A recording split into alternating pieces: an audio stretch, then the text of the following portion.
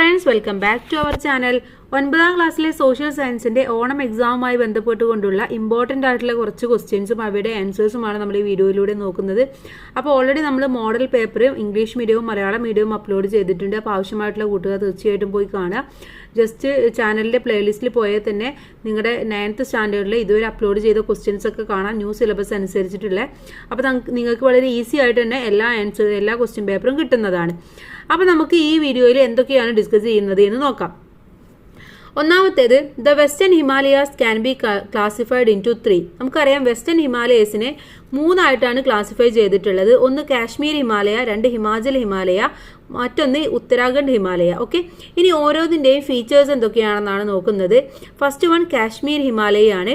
It includes Jammu and Kashmir and Ladakh. Jammu കാശ്മീരും ലഡാക്കും ചേർന്നതാണ് കാശ്മീർ ഹിമാലയ എന്ന് പറയുന്നത്. ഏരിയ എന്ന് പറയുന്നത് 3.5 lakh സ്ക്വയർ മീറ്റർ ആണ്. ദെൻ ലെങ്ത് എന്ന് പറയുന്നത് 700 കിലോമീറ്ററും വിഡ്ത്ത് എന്ന് പറയുന്നത് 500 കിലോമീറ്ററുമാണ്. The important mountain range are Karakoram, Zaskar, Ladakh and Pir Panjal. ഇതൊക്കെയാണ് പ്രധാനമായിട്ടുള്ള മൗണ്ടൻസ് എന്ന് പറയുന്നത്. കാരക്കോരം, അതുപോലെ തന്നെ ജാസ്കർ, ലഡാക്ക്, പിർ പഞ്ചാൽ, ഇതൊക്കെയാണ്. ഇനി mount K2, the second highest peak in the world is situated in the Karakoram range. ലോകത്തിലെ തന്നെ രണ്ടാമതായിട്ടുള്ള ഏറ്റവും ഹയസ്റ്റ് പീക്കാണ് മൗണ്ട് K2 എന്ന് പറയുന്നത്. അത് സിറ്റുവേറ്റ് ചെയ്തിരിക്കുന്നത് ഈ കാശ്മീർ ഹിമാലയയിലെ കാരക്കോരം റേഞ്ചിലാണ്. Then Siachen and Boltoro etc. are the important glaciers. The Banihal Pass across the Pir Panjal range connects Jammu with the Kashmir Valley.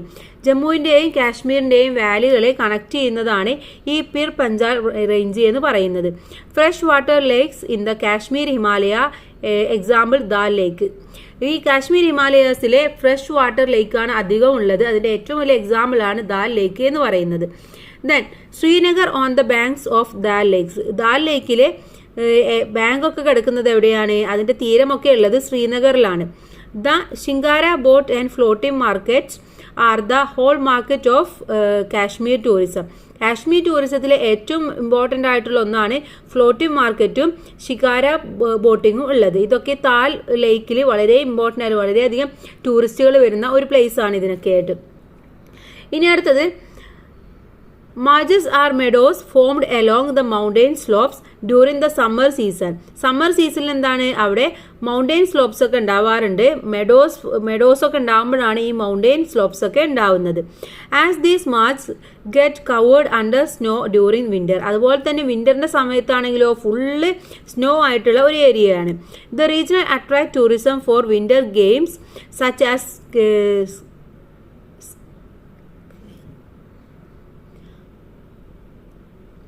അതുപോലെ തന്നെ സ്കേറ്റിംഗ് ആണ് ഈ ഭാഗത്തുള്ള ടൂറിസത്തിൻ്റെ ഏറ്റവും വലിയ വിന്റർ ഗെയിം എന്ന് പറയുന്നത്. കാരണം ഫുള്ള് മഞ്ഞ് മൂടപ്പെട്ട പ്രദേശമായിരിക്കും.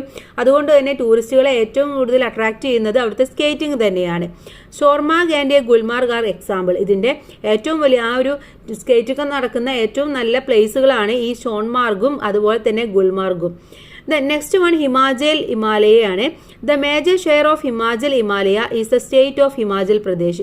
ഹിമാചൽ പ്രദേശിലാണ് ഈ ഹിമാചൽ ഹിമാലയയുടെ ഏറ്റവും വലിയ ഭാഗം കിടക്കുന്നത്. ഇതാ Baralacha pass connect Himachal Pradesh with Ladakh. ലഡാക്കിനെയും ഹിമാചൽ പ്രദേശിനെയും കണക്ട് ചെയ്യുന്നതാണ് ഈ പരാൽജ പാസ് എന്ന് പറയുന്നത്. Rohtang pass connect Kullu valley with Lahaul and Spiti valley. Spiti വാലിനെയും ലാഹുലിനെയും കണക്ട് ചെയ്യുന്നതാണ് ഇത്. Hot spring at a few places. അവിടുത്തെ ഏറ്റവും ഹോട്ട് സ്പ്രിംഗ് ആയിട്ടുള്ള പ്ലേസസ് എന്ന് പറയുന്നത് മണികരാരൻ ആൻഡ് ഗീർ ഗംഗ എന്നുള്ളതാണ്. ദെൻ റിവേഴ്സ് ഏതൊക്കെയാണ്? ചെനാബ്, രവി ആൻഡ് പിയാസ് എന്നുള്ളതാണ്. മൗണ്ടെയിൻ റേഞ്ചസ് ഉള്ളത് Dhauladhar and Pir Panjal. Fresh water lakes ഉള്ളത് Chandratal and Surajtal. Then passes ഉള്ളത് ഏതൊക്കെയാണ്? Baralacha pass and Rohtang pass. Tourist centres ഉള്ളത് ഷിംല ആൻഡ് മണാലിയാണ്. വാലി ഉള്ളത് Kullu and Kangra and Lahaul. Okay, ഇതൊക്കെയാണ്. ഈ പ്ലേസസ് ഒക്കെ നമുക്ക് അത്ര ഫെമിലിയർ ഇല്ലാത്തതുകൊണ്ടാണ് നമുക്ക് പെട്ടെന്ന് വായിക്കാനൊന്നും കിട്ടില്ല. ദെൻ നെക്സ്റ്റ് വൺ ഉത്തരാഖണ്ഡ് ഹിമാലയയാണ്. Extend from river Sutlej to river Kali. Sutlej river മുതൽ കാലി റിവർ വരെയാണുള്ളത്. Its western side is known as Garhwal Himalaya. അതിന്റെ വെസ്റ്റേൺ റേഞ്ചിനെ നമ്മൾ പറയുന്നതാണ്, വെസ്റ്റേൺ സൈഡിനെ പറയുന്നതാണ് ഗഡ്വാൾ ഹിമാലയ എന്ന്. Its eastern side is known as Kumaon Himalaya. Okay, Kumaon Himalaya എന്ന പേരിലാണ് ഈസ്റ്റേൺ സൈഡ് അറിയപ്പെടുന്നത്. ദെൻ പീക്സ്, അവിടുത്തെ ഏറ്റവും വലിയ പീക്സ് എന്ന് പറയുന്നത് നന്ദാദേവി, കാമറ്റ് ആൻഡ് ബദ്രിനാഥ്, കേദർനാഥ് എന്നുള്ളതാണ്. Then Gangotri and Yamunotri glaciers are in this region. ഗംഗോത്രിയും യമുനോത്രിയും ഗ്ലേഷ്യേഴ്സും ഒക്കെ, പോഷക നദികളൊക്കെ ഉള്ളത് ഈ ഒരു ഭാഗത്താണ്. Then Nainital and Bhimtal fresh water lakes are situated in this region. ഈ രണ്ട് ഫ്രഷ് വാട്ടർ ലേക്സ് ആണ് ഇവിടെയുള്ളത്. The flat valley named doons are seen here. Example Dehradun in Uttarakhand. ഉത്തരാഖണ്ഡിലുള്ള ഡെറാട്ടൂൺ എന്ന് പറയുന്നതാണ് അവിടുത്തെ ഏറ്റവും വലിയ ഫ്ലാറ്റ് വാലി ആയിട്ട് അറിയപ്പെടുന്നത്. The alpine summer meadows of this region are called bugyals. Okay, അവിടുത്തെ സമ്മർ സീസണിലുള്ള മെഡോസിനെ, ആൽപിയൻ മെഡോസിനെ പറയുന്ന പേരാണ് ഈ ബഗ്യാൾസ് എന്നുള്ളത്. The bugyals is used for winter tourism in many areas.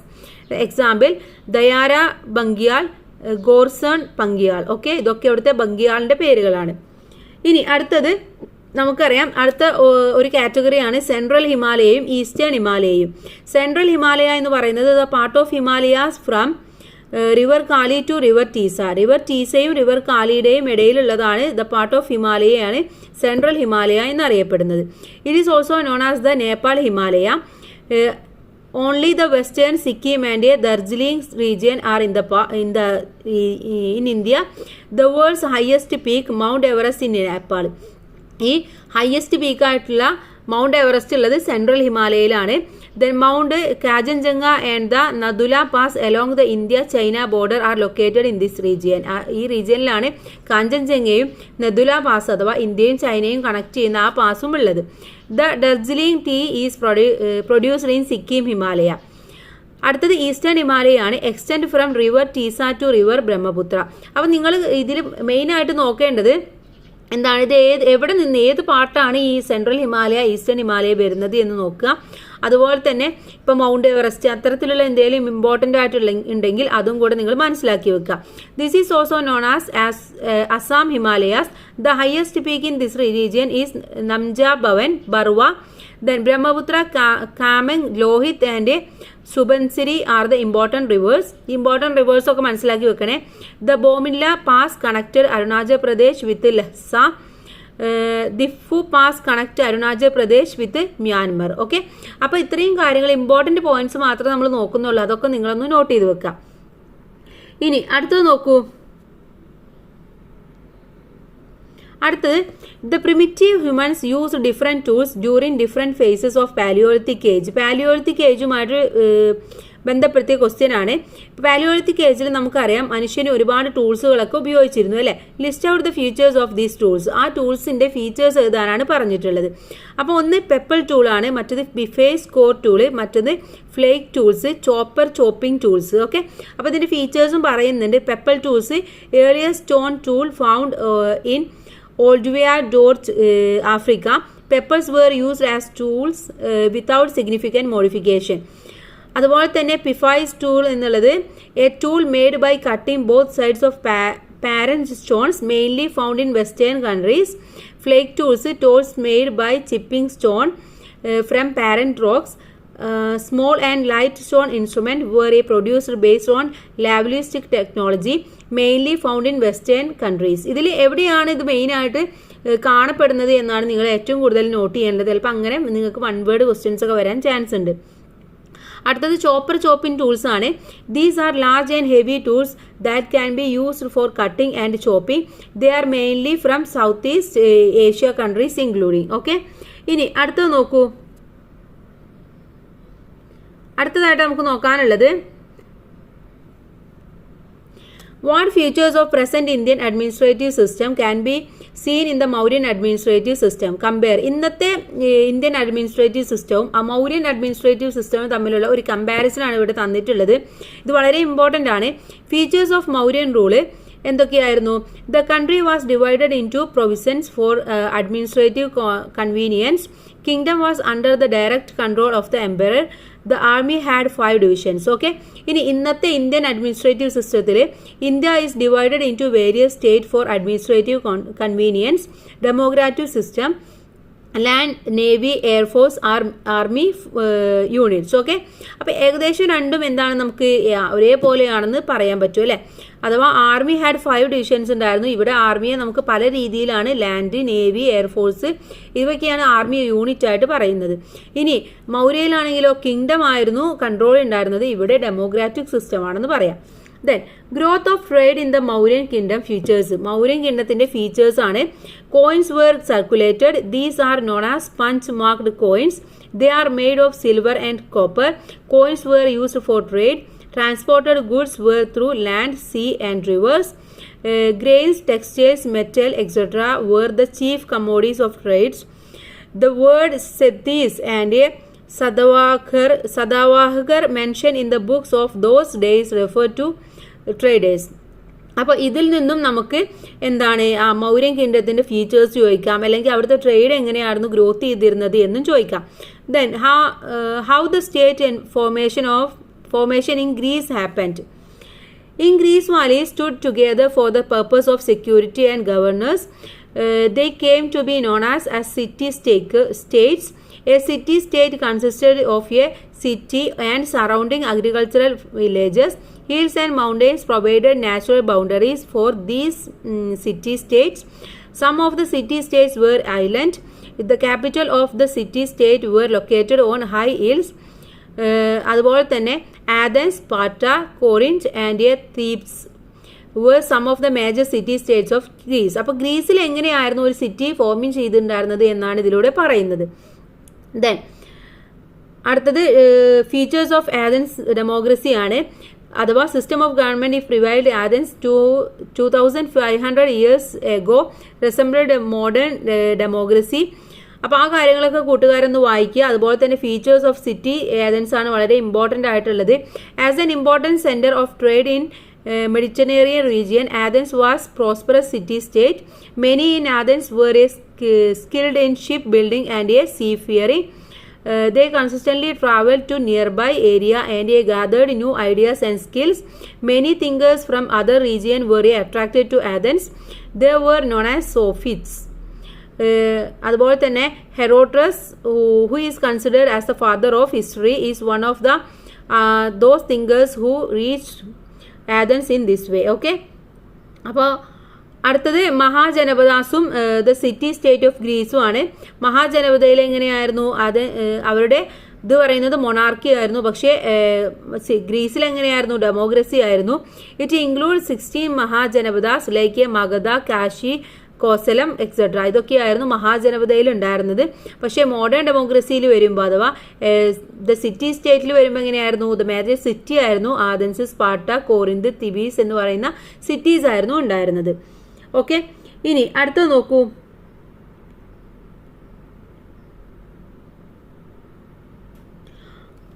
ഇവിടെ what are the information about the city of Pataliputra, capital of Maurya kingdom, from the description of Megasthenes. ഈ ഗ്രീക്ക് എവോയ് മെഗാസ്റ്റൻസ് ഡിസ്ക്രിപ്ഷനിൽ നിന്നും നമുക്ക് എന്തൊക്കെ കാര്യങ്ങളാണ് പാടലിപുത്ര എന്ന സിറ്റിയെ കുറിച്ചിട്ട് മനസ്സിലാക്കാൻ പറ്റുന്നത്. This is a big and beautiful city. There is a big wall surrounding this city. It has 64 entrance gates and many towers. The 2 and 3 storied houses are built of wood and mud blocks. The king's place is also made of wood. Okay, ഇത്രയും കാര്യങ്ങളാണ് നമുക്ക് അതിൽ നിന്നും മനസ്സിലാക്കാൻ പറ്റുന്നത്. ഇനി അടുത്ത important ആയിട്ടുള്ളത് അർത്ഥശാസ്ത്രയെ കുറിച്ചിട്ടുള്ളതാണ്. അർത്ഥശാസ്ത്ര എന്ന് പറയുന്നത് Kautilya's Arthashastra is an important historical document that provides information about the Maurya kingdom. R. Shyama Shastri, head of the Archaeological Library Department of Mysore, got the manuscript of Ardhashastra from a scholar in Tanjavur. In 1907, Shyama Shastri published this. The work has 15 chapters. Ardhashastra refers that a kingdom rests on 7 components of Shaptangas. Arthashastra എന്ന് പറയുന്നത് വളരെ important ആണ്. നമ്മുടെ മൗര്യൻ കിങ്ഡത്തെ കുറിച്ചിട്ടുള്ള history ഒക്കെ മനസ്സിലാക്കുന്നത് ഈ അർത്ഥശാസ്ത്രത്തിൽ നിന്നാണ്. അപ്പോൾ അതും കൂടെ കൂട്ടുകാർ മനസ്സിലാക്കി വെക്കുക. ഓക്കെ, ഇനി അടുത്തത് നോക്കൂ. The features of Mauryan rule. Mauryan റൂളിന്റെ ഫീച്ചേഴ്സ് ആണ് പറയുന്നത്. The Maurya kingdom was vast. The Maurya kingdom was also divided into various provisions. Such provisions were under the control of governors. Pataliputra, the capital, was under the direct control of the emperor. Okay, ഇനി provisional ക്യാപിറ്റൽസും state ക്യാപിറ്റൽസും പറയുന്നുണ്ട് നമ്മുടെ Maurya കിങ്ഡത്തിന്റെ. Southern provisions എന്ന് പറയുന്നത് സുവർണഗിരിയാണ്. Western provision എന്ന് പറയുന്നത് ഉജ്ജയിനിയാണ്. Northern provision എന്ന് പറയുന്നത് തക്ഷശിലയാണ്. Eastern province എന്ന് പറയുന്നത് തോസിലിയാണ്. ക്യാപിറ്റൽ ഓഫ് മൗര്യ കിങ്ഡം എന്ന് പറയുന്നത് പാടലിപുത്രയാണ്. ഓക്കെ, അപ്പൊ ഇതും കൂട്ടുകാർ മനസ്സിലാക്കി വെക്കുക.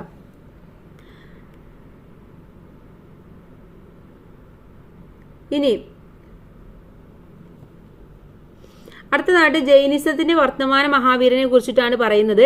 വർത്തമാന Mahaveeran was born in Kundakara near Vaishali in Bihar ആണ്. According to Jainism Vardhamana Mahavira is the 24th ത്രിരത്നകര. അതുപോലെ തന്നെ ത്രീ രത്നാസിനെ കുറിച്ച് പറയുന്നുണ്ട്. Right to believe, right to knowledge and right to action. Mahavira shared his ideas with the people in Prakrit ലാംഗ്വേജിലാണ് ഇതൊക്കെ ഷെയർ ചെയ്തിട്ടുണ്ടായിരുന്നത്. Okay, according to Jainism monks and nuns were supposed to observe 5 vows ആണ്. Don't kill anything, don't steel, don't lie, don't down property and practice celibacy. Okay, അപ്പോൾ ഇത്രയും വളരെ important ആയിട്ടുള്ള questions ആണ്. ഇനി അടുത്തതെന്ന് പറയുന്നത് ലൈഫ് ഇൻ നിയോളിത്തിക് ഏജ് ആണ്. അതിനെക്കുറിച്ചൊരു നോട്ട് ഉണ്ടാക്കാൻ പറയാറുണ്ട്, ഒരു പാരഗ്രാഫ് എഴുതാനൊക്കെ പറയാറുണ്ട്. ഇപ്പോൾ ഡൊമസ്റ്റിക്കേഷൻ ഓഫ് എനിമൽസ് ആയിരുന്നു അവരുടെ ഏറ്റവും വലിയ പ്രത്യേകത. അതുപോലെ തന്നെ പോട്ടറി മേക്കിംഗ് ഉണ്ടായിരുന്നു, മാനുഫാക്ചർ ഓഫ് ക്ലേ ബ്രിക്സ് ഉണ്ടായിരുന്നു, ഫോർമേഷൻ ഓഫ് ഒക്യുപ്പേഷണൽ കാറ്റഗറീസ് ഉണ്ടായിരുന്നു, പോളിഷ്ഡ് ടൂൾസ് ആയിരുന്നു അവർ ഉപയോഗിച്ചിട്ടുണ്ടായിരുന്നത്. അടുത്തത് who is archaeological who describe the modern ഇറ ആസ് നിയോളിത്തിക് റെവല്യൂഷൻ. ആരായിരുന്നു നിയോളിത്തിക് റെവല്യൂഷനായിട്ട് നമ്മുടെ നിയോളിത്തിക് ഏജിനെ പറഞ്ഞിട്ടുണ്ടായിരുന്നത്? ദ ഗോൾഡൻ ചൈൽഡ് ആണ്. Okay, then find the right and features of Neolithic center of Jarmu. Jarmu എന്ന Neolithic സെന്ററിനെ കുറിച്ചിട്ടാണ്. The research was led by Robert J. Brightwood. Barley and 2 types of wheat were cultivated. Indication of domestication of animals. The houses were small huts. Animal and human figures were made of clay. ഇത്രയും കാര്യങ്ങളൊക്കെയാണ് നമുക്ക് അവിടെ നിന്നും മനസ്സിലാക്കാൻ സാധിച്ചിട്ടുണ്ടായിരുന്നത്. അപ്പോൾ ഇതൊക്കെ വളരെ important ആയിട്ടുള്ള ക്വസ്റ്റ്യൻസ് ആണ്. നമുക്കറിയാം സോഷ്യൽ സയൻസ് എന്ന് പറയുന്നത് നിങ്ങൾക്ക് ഒരുപാട് പഠിക്കാനുണ്ട്. അപ്പോൾ അതിൽ നിന്നും ഇമ്പോർട്ടൻ്റ് ആയിട്ട് തോന്നിയ കുറച്ച് കാര്യങ്ങളാണ് നമ്മളിപ്പോൾ ഇവിടെ ഡിസ്കസ് ചെയ്തിട്ടുണ്ടായിരുന്നത്. അപ്പോൾ ഇതുപോലെ തന്നെ നിങ്ങൾ ക്വസ്റ്റ്യൻ പേപ്പർ ഡിസ്കസ് ചെയ്തതും കൂടെ കണ്ടു കഴിഞ്ഞാൽ നിങ്ങൾക്ക് ഒരുവിധം എത്രത്തോളം ക്വസ്റ്റ്യൻ വരും, ഏതൊക്കെ ഭാഗത്ത് നിന്നാണ് വരിക എന്ന് മനസ്സിലാക്കാൻ വേണ്ടി സാധിക്കും. അപ്പോൾ എല്ലാ കൂട്ടുകാർക്കും നല്ല മാർക്ക് തന്നെ സ്കോർ ചെയ്യാൻ കഴിയട്ടെ. Thanks for watching.